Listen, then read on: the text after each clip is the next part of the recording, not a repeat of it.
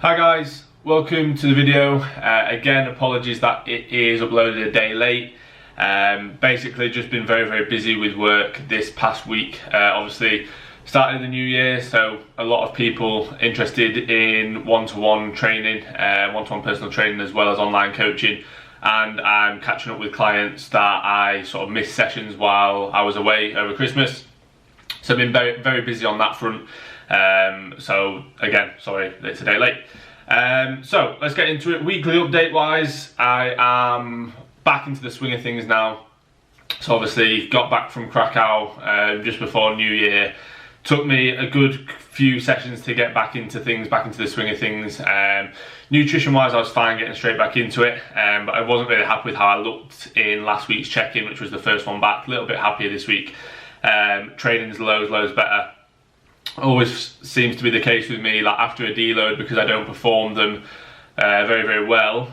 Usually, like I say, last week I tend to sort of pair them with travel. I don't come back very like refreshed. I end up coming back, if not just as tired, potentially if not more tired than before I went away. So actually back into the swing of things now, training going really well. Strongest I've ever been, progressing in sessions really well. So the session that I'll go through this week, it was actually meant to be push, but I just completely forgot to film and didn't even realise until after I'd already done that session. So I ended up filming the day after, which is legs at warehouse. I've definitely gone through this video or this session before. Maybe a couple of little tweaks in it compared to last time, I'm not 100% sure, but I'm going to run through it anyway.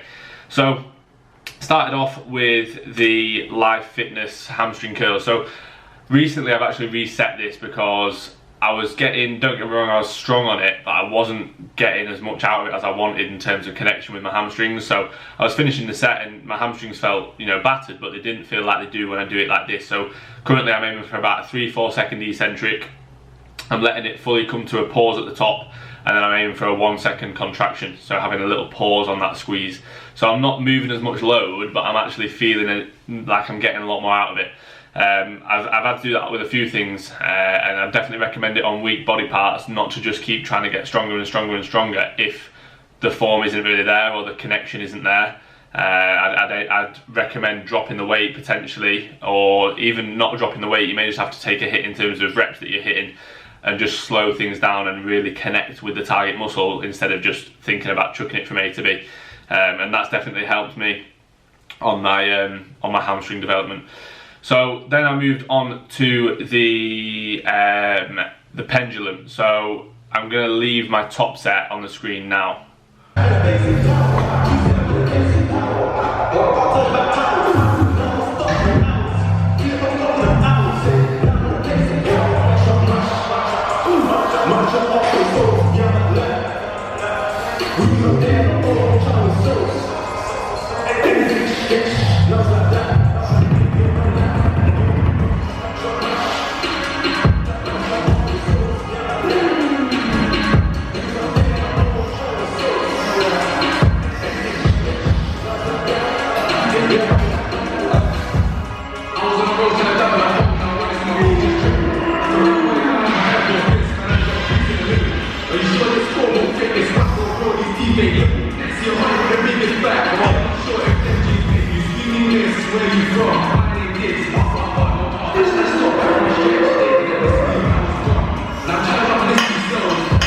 So that was 85 kg for 6.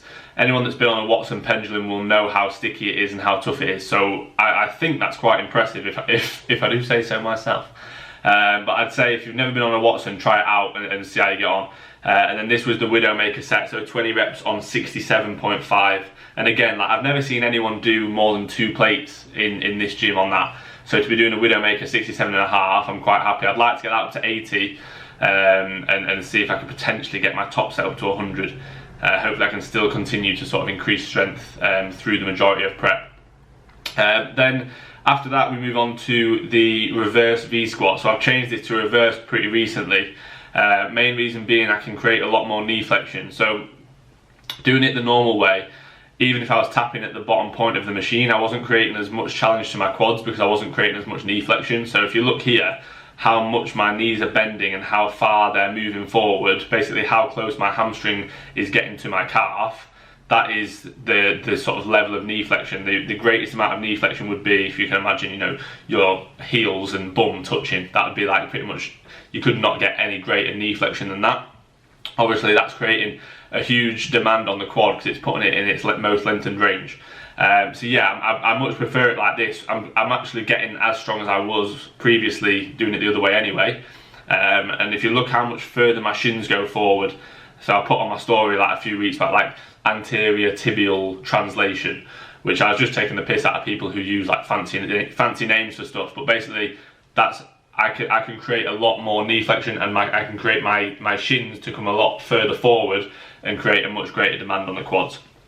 So if you have a piece of kit like a V squat in your gym, or even just doing something like a front squat to a back squat, you might actually prefer it and feel like you get a greater connection and get more out of it.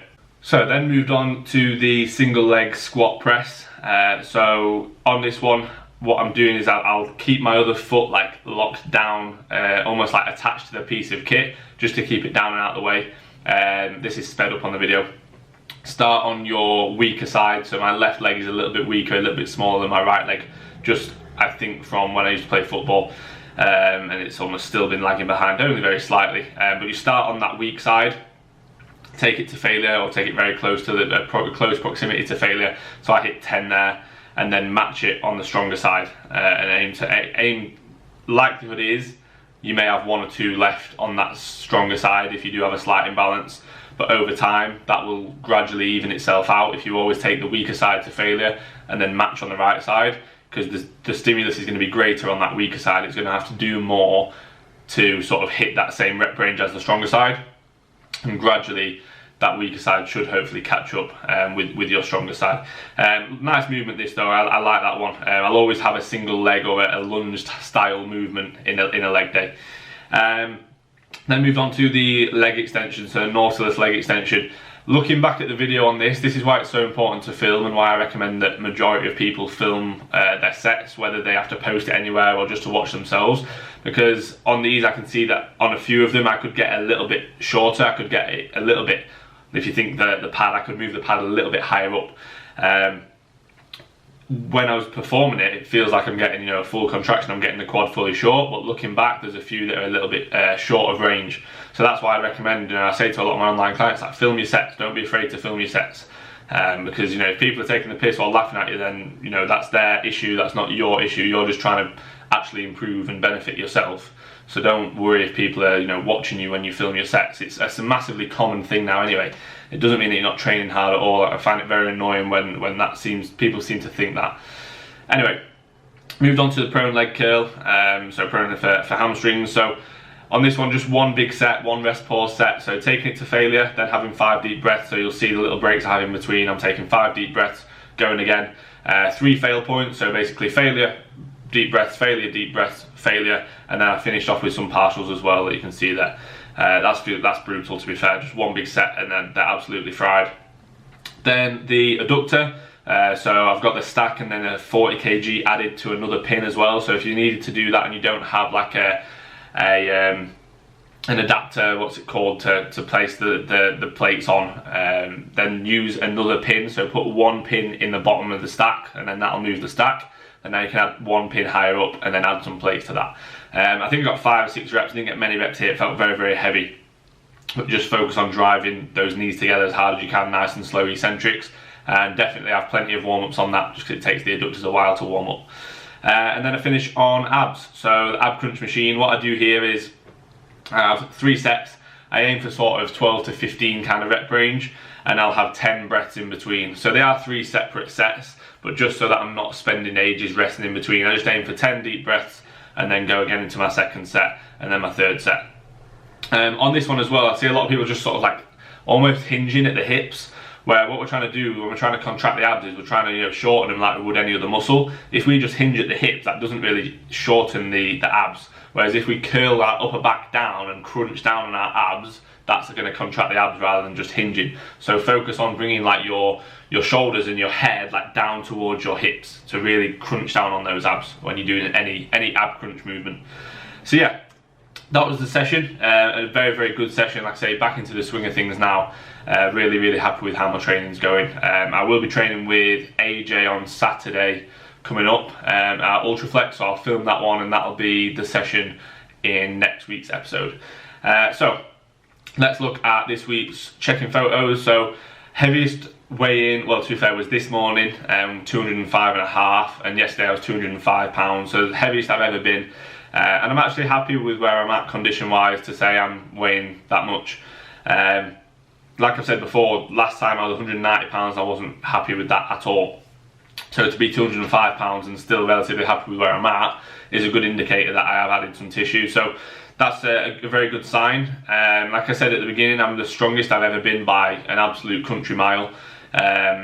With that is causing sort of slight issues with joints and like tendons, slight little sort of niggles here and there, and little issues that are aggravating me a little bit.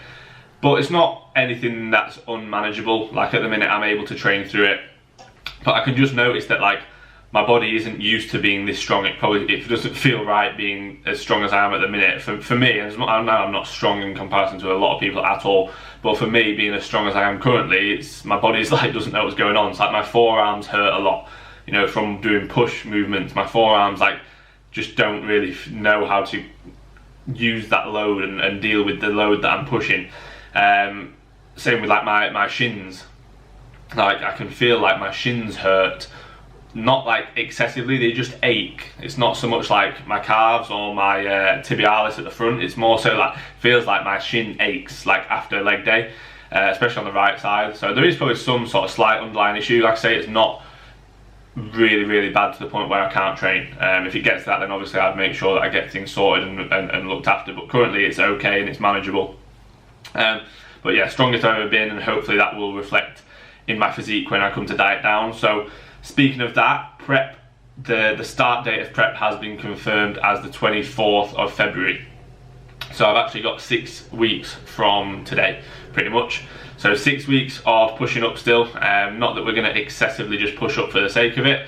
What we're going to do really is just keep things as they are. I doubt that we'll push food up anymore at all. You know, I've still been gradually gaining on the food I've been on for ages, so there'll be no need to do that. I'll probably be between this weight and maybe 210 pounds, 205 to 210 before we start prep. I'm not going to push up just for the sake of pushing up to then have to peel it back off. So yeah, it won't be any higher than 205 to 210 pounds at the start of prep. When it comes to prep, there won't be a huge amount of change straight away. It'll be a little bit of a drop in food, a little bit increase in expenditure, so either a few more steps or maybe a little bit more cardio. Posing as well, I'll use that as a expenditure tool. And then hopefully training won't be affected too much. It won't have a negative effect too much, especially at the beginning. Like if anything, I'll actually feel better, because that tends to be the case. I've always noticed that previously when I've ever done little diet phases, I have actually felt better for the first month or so. Even if it's been like a 6 to 8 week mini cut, I've felt better for the first half of that also, because my body sort of gets a little bit more efficient, gets a little bit healthier. It's not having to deal with as much food and digesting food as much, and you do tend to recover a little bit better intra-session and things like that. So I'm hoping that my training is actually sort of benefited for the first few months, and then when it gets to the tougher end of prep, I'm just going to hold on to numbers as best as I possibly can and maintain strength as best as possibly can. But I think that's everything covered. So hope you enjoyed the video. Sorry it's a sort of a bit of a shorter one, and you know, I've only just really gone through the session and how I'm looking, but like I say, had a very busy week with work. I'll try and get a little bit more content filmed for next week's episode. But I hope you're all good, and I will see you all in the next video.